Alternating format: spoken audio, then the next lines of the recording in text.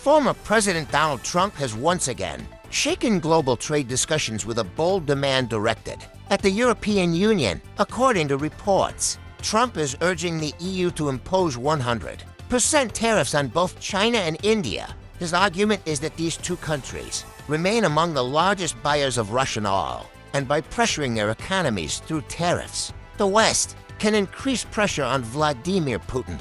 Trump made it clear that if the European Union moves forward with such tariffs, the United States would follow the same path, signaling a coordinated economic front. This statement has triggered immediate debates among economists and diplomats. Supporters of Trump's idea argue that such tariffs could send a strong political message and potentially reduce funding sources for Russia's ongoing strategies. However, critics warn that 100% tariffs are essentially trade blockades that could raise costs for American and European consumers, disrupt supply chains, and fuel inflation. China and India are not only major oil buyers, but also vital trading partners for both the U.S. and the EU. Any drastic measures could create ripple effects across global markets. At the same time, Trump's aggressive trade stance is colliding with a major legal test inside the United States. The Supreme Court has now agreed to review the legality of Trump's sweeping global tariffs that were imposed during his presidency under the 1977 International Emergency Economic Powers Act.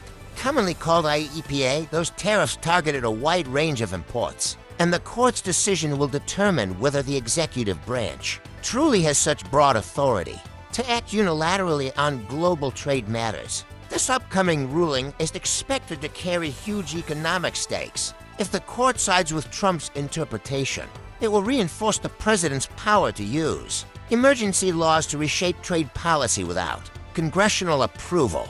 That outcome would give any future administration, including Trump himself, the legal tools to pursue aggressive tariffs not just on adversaries, but even on allies. On the other hand, if the court rules against Trump, it could sharply limit presidential power in trade in return. More authority to Congress. Together, these developments highlight how Trump is pushing his America First trade vision beyond borders, and even into the highest court of the land. From calling on Europe to join a tariff war against China and India, to waiting on a Supreme Court ruling that could define the limits of presidential power over trade, Trump remains at the center of both domestic and global economic debates. For businesses, investors, and everyday consumers, the outcome of these battles could mean significant changes in the prices of goods, the stability of supply chains, and the direction of U.S. foreign policy for years to come.